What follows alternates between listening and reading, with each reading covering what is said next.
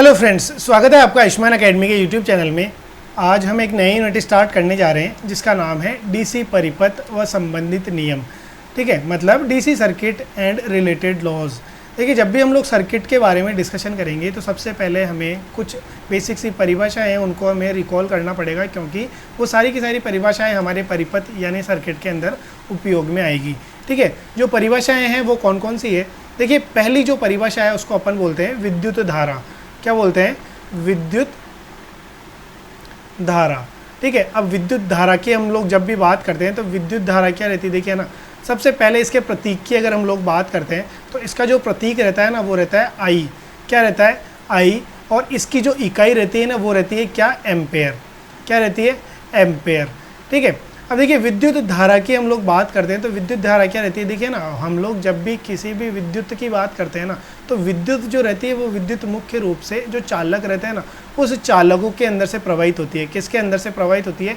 चालक के अंदर से। ठीक है, अब ये जो चालक रहता है ना, ये चालक बेसिकली इलेक्ट्रॉन के से मिलके बनता है। ठीक है, ये सब चीज़ें हम लोग परमाणु संरचना के अंदर पढ़ते हैं डिटेल के अंदर। ठीक है, अब देखिए ना, क्या बोल रहा हूँ मैं, ये जो चालक रहता है ना ये इलेक्ट्रॉन से मिलके बनता है। ठीक है, तो जब भी हम लोग विद्युत धारा की बात करेंगे ना तो विद्युत धारा बेसिकली क्या रहेगी, ये जो इलेक्ट्रॉन है ना, इस इलेक्ट्रॉन की प्रवाह की दर को हम लोग क्या बोलते हैं? विद्युत धारा बोलते हैं। ठीक है, क्या बोल रहा हूँ मैं, ये क्या है? बेसिकली इलेक्ट्रॉन के प्रवाह की दर।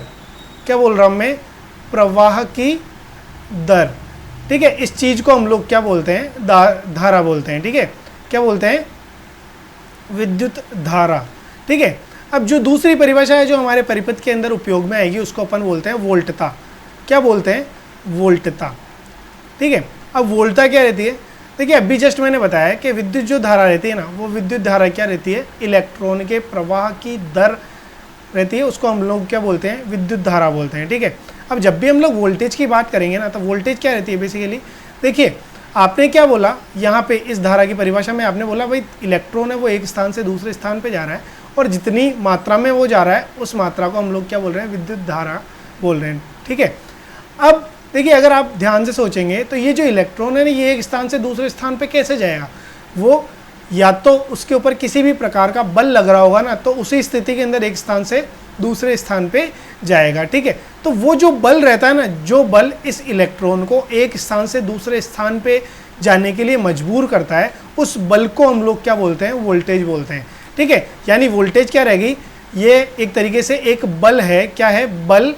ठीक है, जो इलेक्ट्रॉन को एक स्थान से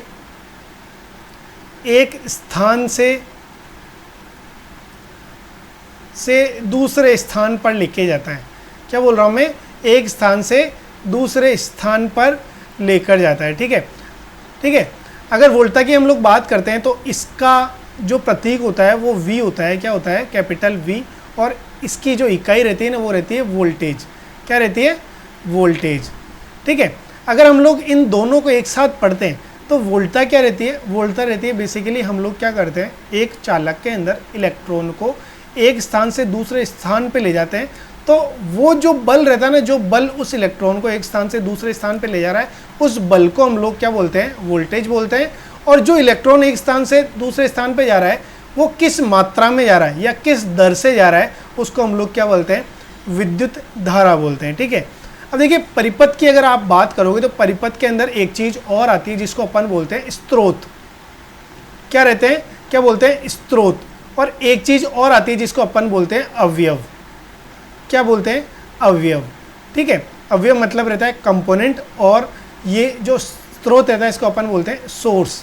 ठीक है, देखिए स्रोत की अगर अपन बात करते हैं, स्रोत क्या होती है बेसिकली? स्रोत बेसिकली एक ऐसी चीज़ होती है जो किसी भी पर्टिकुलर वैल्यू उसके अंदर क्या रहती है? अपार मात्रा के अंदर स्टोर रहती है। जैसे अगर हम लोग जैसे बात करते हैं कि भाई कोई जल का स्रोत है, जैसे तालाब एक जल का स्रोत है, इसका मतलब क्या है कि वो जो तालाब है ना उसके अंदर अपार मात्रा के अंदर जल भरा हुआ है और हम लोग वहाँ से जल को ले सकते हैं। ठीक है, तो वैसे ही अगर हम लोग विद्युत की परिभाषाओं के अंदर स्रोत की बात करते हैं तो दो प्रकार के स्रोत रहते हैं। कौन कौन से रहते हैं? एक तो रहता है वोल्टेज सोर्स या वोल्टता स्रोत, वोल्टता स्रोत, और एक रहता है धारा स्रोत। क्या रहता है, धारा स्रोत, धारा स्रोत, ठीक है। और ये जो स्रोत रहेंगे, जैसे वोल्टेज सोर्स की बात करोगे या धारा स्रोत की बात करोगे, तो वोल्टा स्रोत कौन सा स्रोत रहेगा, वो ऐसा स्रोत रहेगा जिसके अंदर क्या वोल्टता एक तरीके से स्टोर है, या फिर जिस माध्यम से वोल्टता आ रही है उसको हम लोग क्या बोलेंगे, वोल्टा स्रोत बोलेंगे, ठीक है।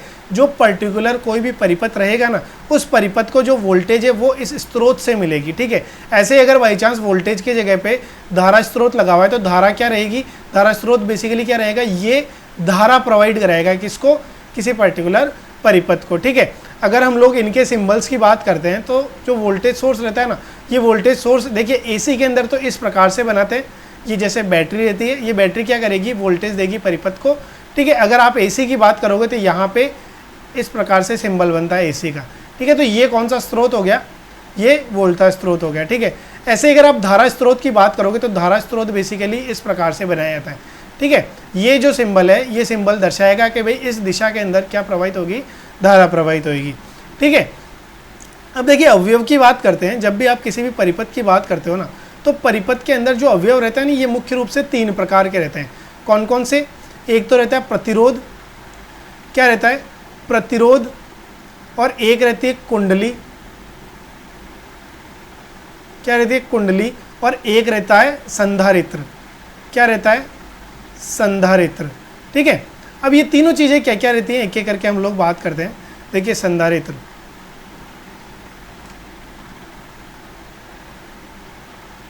देखिए जब भी हम लोग प्रतिरोध की बात करते हैं ना, तो प्रतिरोध बेसिकली क्या होता है, देखिए मैंने जस्ट अभी बताया कि कोई भी एक चालक रहता है, उस चालक के अंदर से इलेक्ट्रॉन की प्रवाह की जो दर रहती है उसको अपन क्या बोलते हैं, विद्युत धारा बोलते हैं, ठीक है।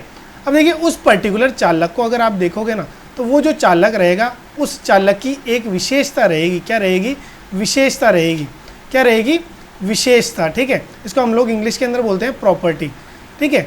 क्या विशेषता रहेगी, ये विशेषता इस प्रकार की रहेगी कि वो विशेषता क्या करेगी कि जब भी इलेक्ट्रॉन प्रवाहित होंगे ना, इलेक्ट्रॉन प्रवाहित होने का मतलब क्या है, धारा प्रवाहित होगी, ठीक है। तो जब भी धारा प्रवाहित होगी ना, तो ये विशेषता चालक की क्या करेगी, उस धारा के प्रवाह का क्या करेगी, विरोध करेगी, क्या करेगी, धारा के प्रवाह का विरोध करेगी, ठीक है। यानी अगर आप प्रतिरोध की परिभाषा की बात करोगे तो प्रतिरोध क्या रहेगा, प्रतिरोध बेसिकली एक प्रॉपर्टी है जिसके अंदर धारा के प्रवाह का, किसका, धारा के प्रवाह का विरोध हो रहा है, क्या हो रहा है, विरोध हो रहा है, ठीक है। धारा के प्रवाह का विरोध हो रहा है किसके अंदर, प्रतिरोध के अंदर, ठीक है।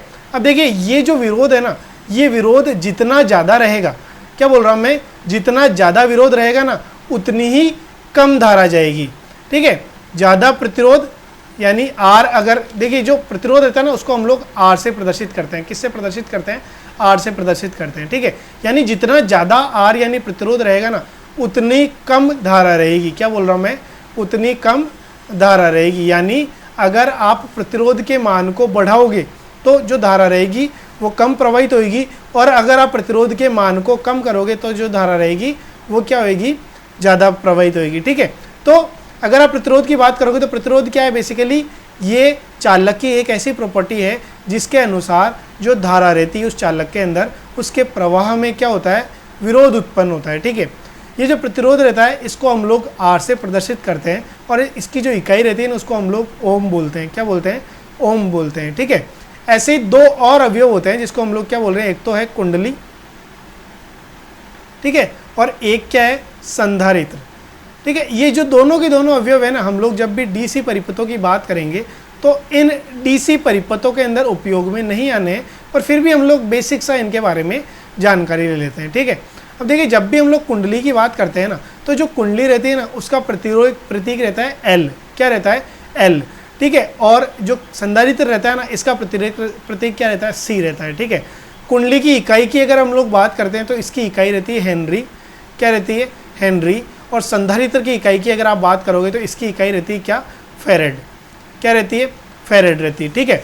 अब देखिए इनके बारे में बात करते हैं। देखिए जो कुंडली रहती है ना, वो कुंडली क्या रहती है, देखिए प्रतिरोध के बारे में हमने पढ़ा कि ये धारा के प्रवाह का विरोध करता है, ठीक है।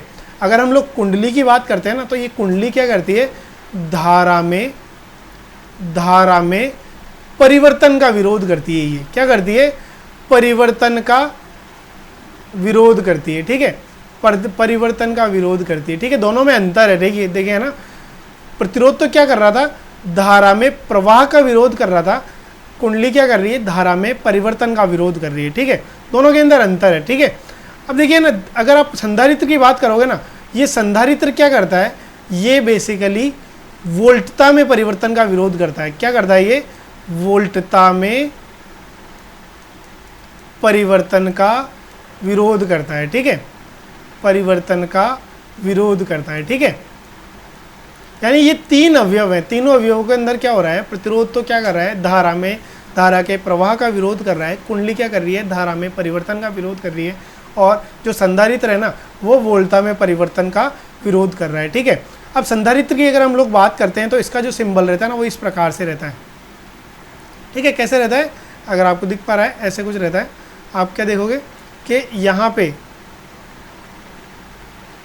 जो संधारित्र रहता है ना, वो ऐसे सिंबल सी दो लाइनें रहती है और इस प्रकार से इसका निर्माण होता है, ठीक है। इसके बारे में डिटेल के अंदर हम लोग एसी सर्किट्स के अंदर डिस्कस करेंगे, ठीक है। कुंडली की अगर अपन बात करते हैं तो इसका जो सिंबल रहता है इस प्रकार का रहता है, ठीक है। और जो प्रतिरोध रहता है उसका सिंबल कैसा रहता है? इस प्रकार का रहता है, ठीक है। तो ये जो अभी कुछ चीज़ें अपन ने पढ़ी है, कौन कौन सी? एक तो क्या है? विद्युत धारा, एक है वोल्टा, एक है स्रोत और एक अवयव, ठीक है। ये सब की सब चीज़ें हमारे परिपथ के अंदर इस्तेमाल होती है। किसके अंदर इस्तेमाल होती है? परिपथ के अंदर, ठीक है। अब देखिए ना, हम लोग आगे जैसे अगर अपन डीसी परिपथ पे आते हैं, उससे पहले हमें एक चीज़ और ज्ञान होनी चाहिए कि भाई ये एसी क्या चीज़ है और ये डीसी क्या चीज़ है। क्या बोल रहा हूँ मैं? एसी क्या चीज़ है और डीसी क्या चीज़ है। देखिए, हम लोग जब भी एसी की बात करते हैं या फिर जब भी डीसी की बात करते हैं तो ये बेसिकली क्या है? ये बेसिकली जो स्रोत है ना, उस स्रोत का प्रकार है। स्रोत का क्या है?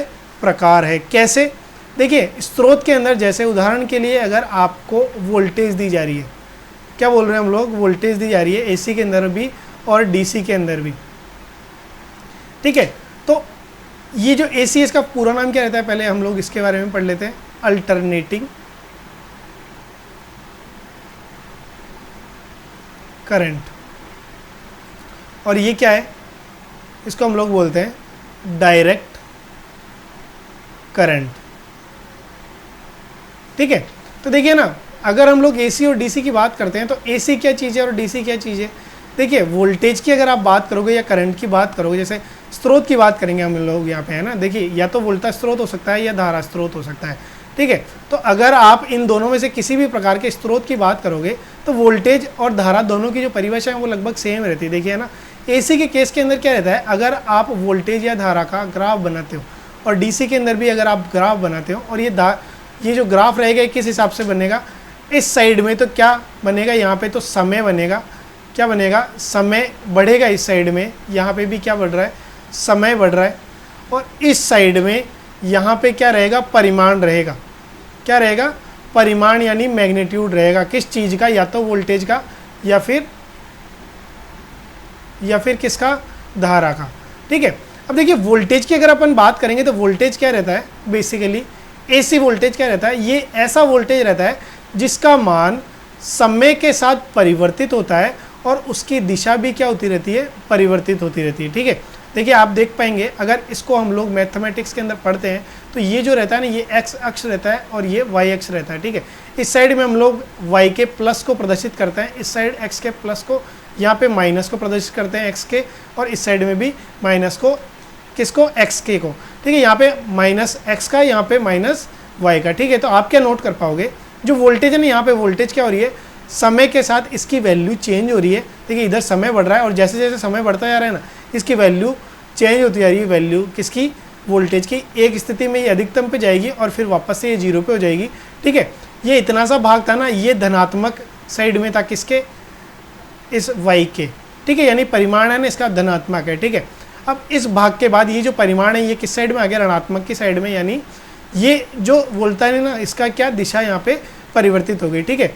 यानी अगर आप इसको पूरे को देखोगे तो आप क्या नोट कर पाओगे? ये ऐसी वोल्टेज है जिसका मान समय के साथ परिवर्तित हो रहा है और उसकी दिशा भी परिवर्तित हो रही है, ठीक है। तो इस प्रकार की वोल्टेज को हम लोग क्या बोलते हैं, एसी वोल्टेज बोलते हैं, ठीक है। ऐसे अगर आप धारा की बात कर रहे हो तो धारा क्या होती है, एसी धारा क्या होती है, ये धारा वो धारा होती है जिसके अंदर जिसके अंदर जो धारा रहती है ना उसका मान समय के साथ परिवर्तित होता है और उसकी दिशा भी क्या होती है, परिवर्तित होती है, ठीक है।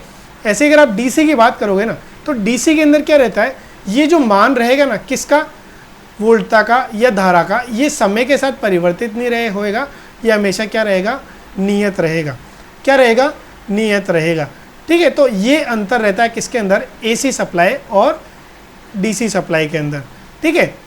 अब देखिए इनके जो स्रोत रहते हैं ना इस प्रकार से प्रदर्शित करता है, अभी जस्ट मैंने बताया था कि एसी के जो स्रोत रहेंगे उनके अंदर ये सिंबल बना हुआ रहेगा और जो डीसी के स्रोत रहता है ना वो बेसिकली क्या रहती है, बैटरीज रहती है। तो हम लोग यहाँ पे बैटरी का निर्माण करते हैं, ठीक है।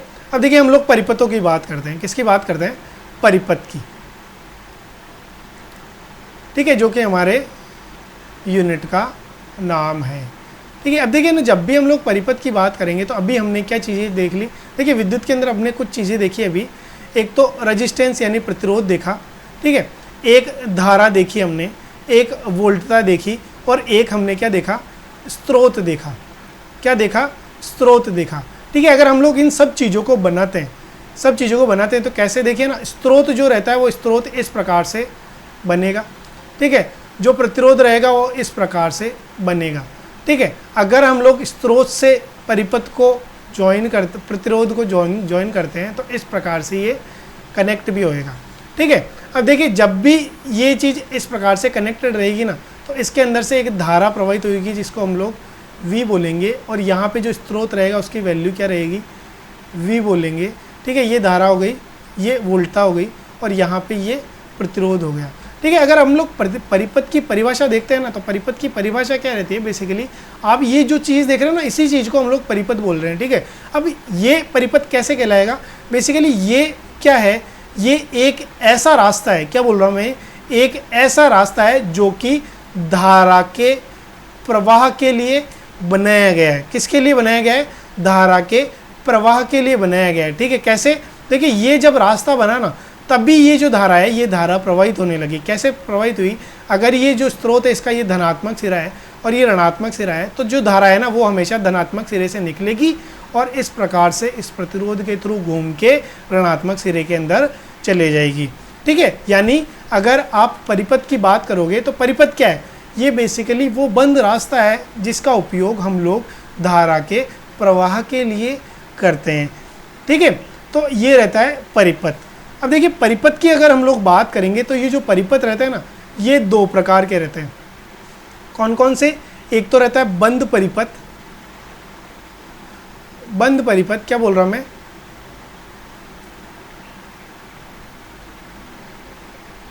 बंद परिपथ, ठीक है। और एक रहेगा खुला परिपथ,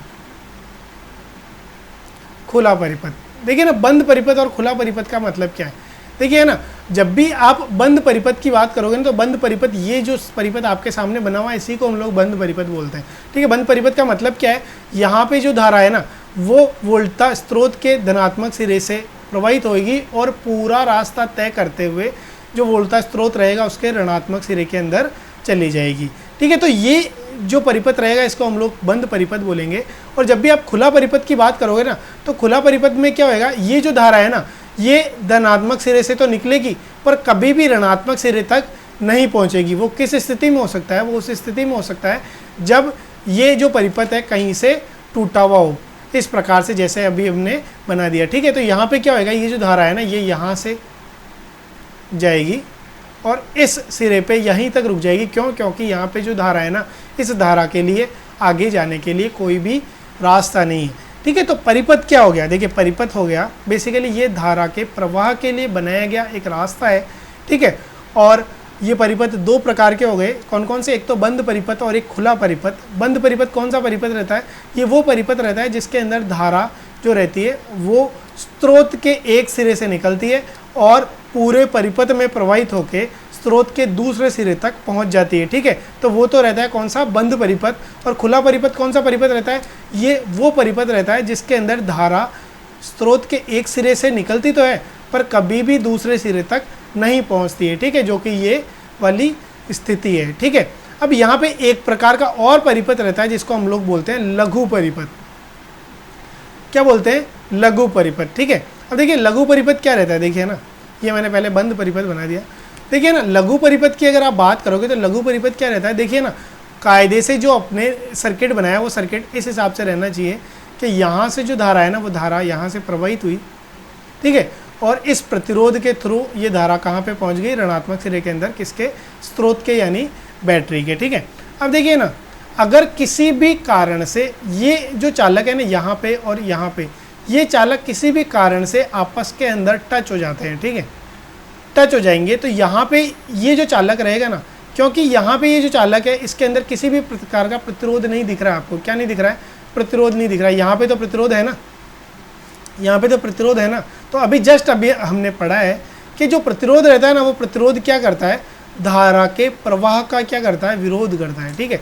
तो अगर बाई चांस यहाँ पे ये जो चालक है, ये चालक आपस के अंदर टच हो जाएंगे ना, तो ये जो धारा है, ये धारा यहाँ तक तो आएगी, पर इस सिरे पे उस धारा को दो रास्ते मिल जाएंगे। एक रास्ता कौन सा? एक रास्ता वो रास्ता जिसमें हम लोग धारा को प्रवाहित करना चाह रहे हैं, और एक रास्ता वो रास्ता जिसके अंदर क्या हो गया, जो परिपथ है ना, उस परिपथ के अंदर क्या हो गया, तार छिल गया और दूसरे सिरे से वो क्या हो गया, कनेक्ट हो गया। यहाँ पे हम लोग धारा को प्रवाहित नहीं करवाना चाह रहे हैं। पर देखिए अगर आप नोट करोगे तो ये जो रास्ता है ना, जिसमें से हम लोग धारा प्रवाहित करना चाह रहे थे, वहाँ पे एक प्रतिरोध है, ठीक है। तो प्रतिरोध का कार्य क्या रहता है? धारा के प्रवाह का विरोध करना, ठीक है। यहाँ पे ये जो दूसरा रास्ता है, यहाँ पे किसी भी प्रकार का क्या नहीं है, प्रतिरोध नहीं है, ठीक है। तो अब देखिए दो रास्ते जब धारा के पास रहेंगे, और एक रास्ता ऐसा रहेगा जहाँ पे धारा को रोकने के लिए एक प्रतिरोध है, और एक रास्ता ऐसा रहेगा जिसके अंदर धारा को रोकने के लिए किसी भी प्रकार का प्रतिरोध नहीं है, तो धारा क्या करेगी? उस रास्ते से, जिस रास्ते के अंदर किसी भी प्रकार का प्रतिरोध नहीं है, उससे पूरी की पूरी क्या हो जाएगी? प्रवाहित हो जाएगी, और प्रतिरोध वाले रास्ते से नहीं प्रवाहित होएगी, ठीक है। तो ये जो स्थिति रहेगी ना, जिसके अंदर धारा क्या हो गई, पूरी की पूरी एक चालक से दूसरे चालक के अंदर, एक चालक से स्रोत के अंदर, सॉरी, लोड के अंदर जाए बगैर क्या हो गई, प्रवाहित होने लगी। इस स्थिति को हम लोग क्या बोलते हैं? लघु परिपथ। क्या बोलते हैं? लघु परिपथ।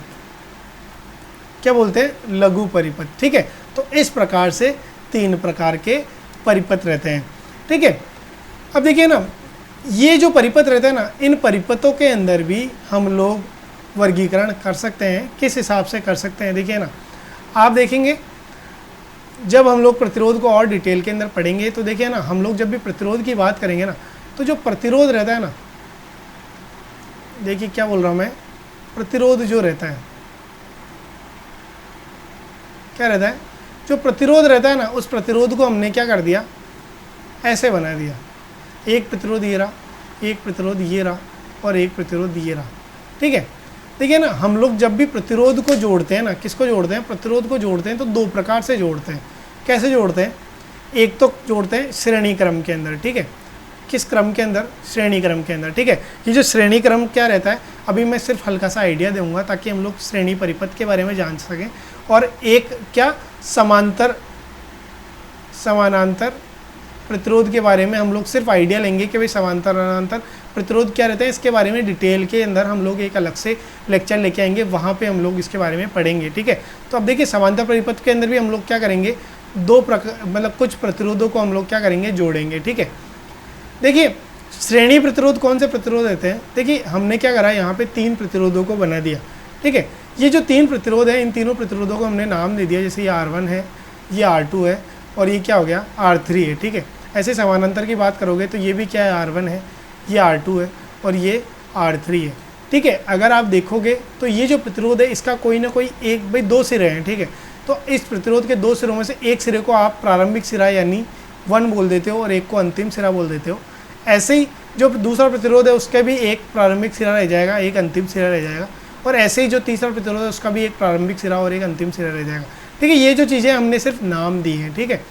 ऐसे ही अगर इन प्रतिरोधों को भी हम लोग 1 और 2 बोल देंगे, कैसे, ये प्रारंभिक सिरा, ये अंतिम सिरा, ये प्रारंभिक सिरा, ये अंतिम सिरा, ये प्रारंभिक सिरा, और ये दूसरा वाला क्या हो गया, अंतिम सिरा हो गया, ठीक है। तो देखिए श्रेणी और समांतर प्रतिरोध क्या रहता है, यहाँ से हम लोग समझेंगे। देखिए श्रेणी प्रतिरोध कौन सा प्रतिरोध रहता है? वो प्रतिरोध रहता है जिसके अंदर हम लोग एक प्रतिरोध के अंतिम सिरे को दूसरे प्रतिरोध के प्रारंभिक सिरे से क्या कर देते हैं, जोड़ देते हैं। ठीक है, तो इसका अंतिम सिरा हमने क्या कर दिया, दूसरे के प्रारंभिक से जोड़ दिया। अब जो दूसरा है ना, उसके अंतिम सिरे को तीसरे के प्रारंभिक सिरे से हमने जोड़ दिया, और इस प्रकार से ये परिपथ पूर्ण करके हमने क्या कर दिया, यहाँ पे स्रोत से इसको क्या कर दिया, संयोजित कर दिया। किससे? स्रोत से। ठीक है, अब दूसरा प्रकार का जो प्रतिरोध रहेगा ना, उसके अंदर क्या करेंगे हम लोग, एक प्रतिरोध के प्रारंभिक सिरे को दूसरे प्रतिरोध के प्रारंभिक सिरे से, दूसरे को तीसरे के प्रारंभिक सिरे से जोड़ेंगे, और ऐसे ही अंतिम सिरे को पहले को दूसरे सिरे के दूसरे प्रतिरोध के अंतिम सिरे से, और दूसरे प्रतिरोध के अंतिम सिरे को हम लोग तीसरे प्रतिरोध के अंतिम सिरे से जोड़ देंगे।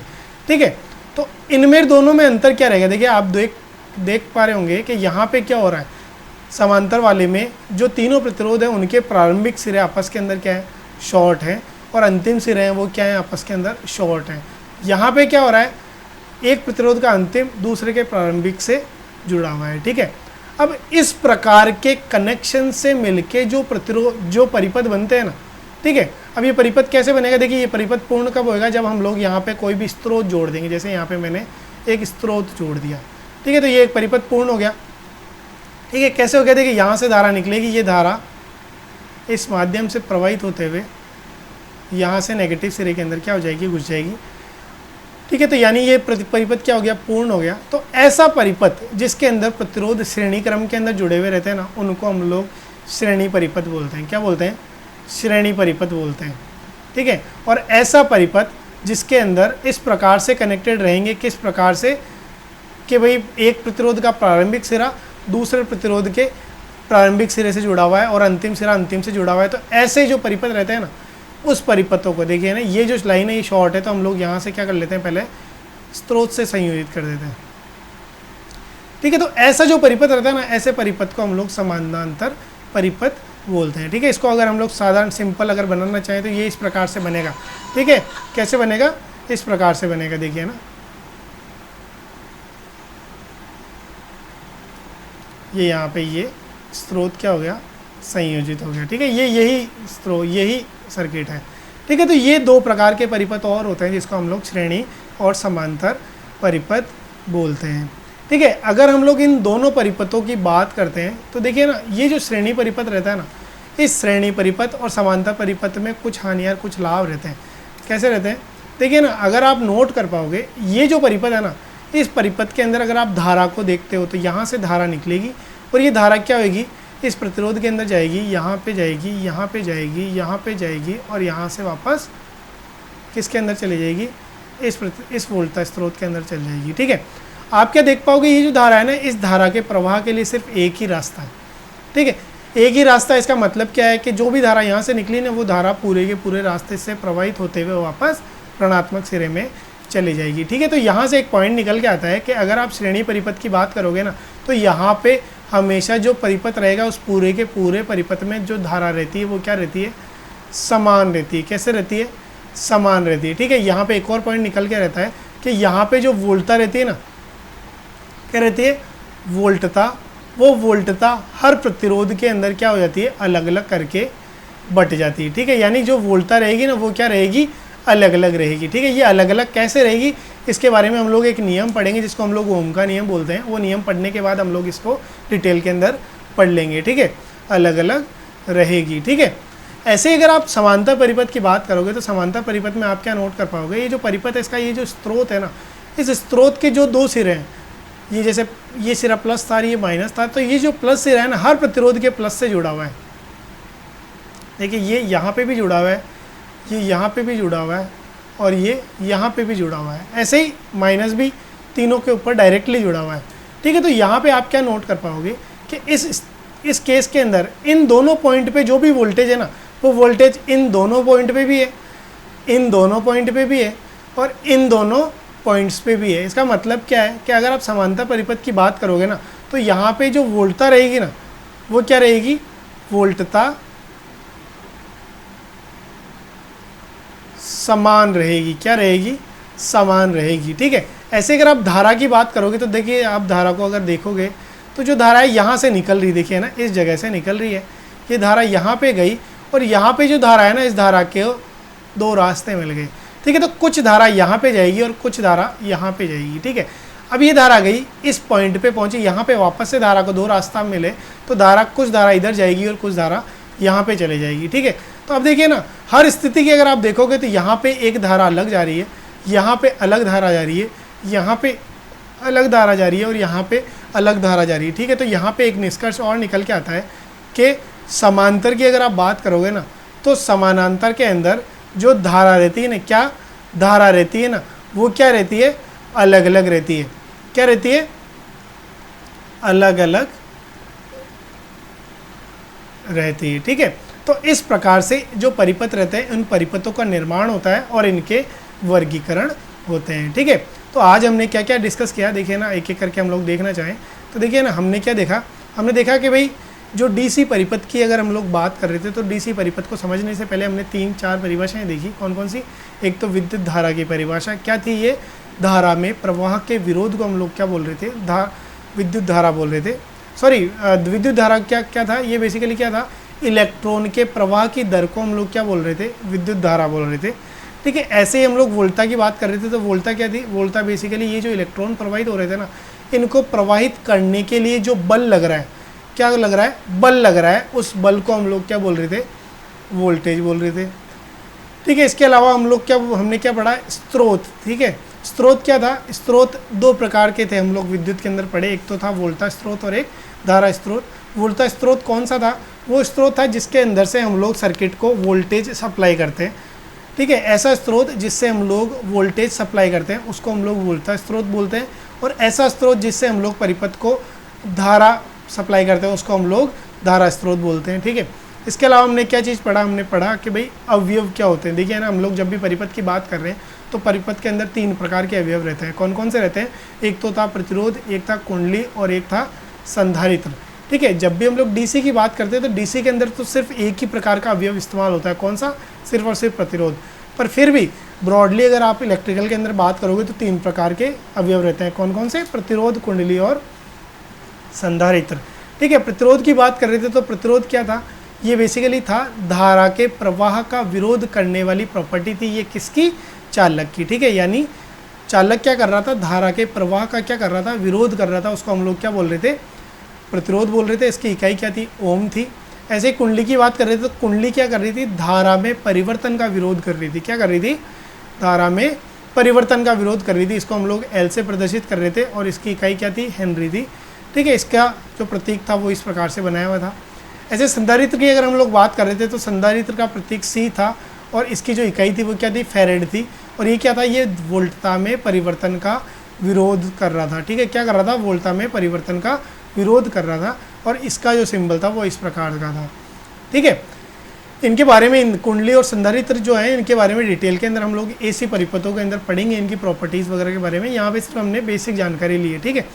आगे हमने देखा था कि जो परिपथ होते हैं वो परिपथ 2 प्रकार के रहते हैं। एक तो रहता है कौन सा, एसी परिपथ, और एक रहता है डीसी परिपथ, ठीक है। एसी परिपथ कौन सा था, एसी परिपथ वो परिपथ था जिसके अंदर जो वोल्टेज या करंट थी ना, वो इस प्रकार की थी जो समय के साथ क्या हो रही थी, परिवर्तित हो रही थी, और उनकी दिशा भी समय के साथ क्या हो रही थी, परिवर्तित हो रही थी, ठीक है।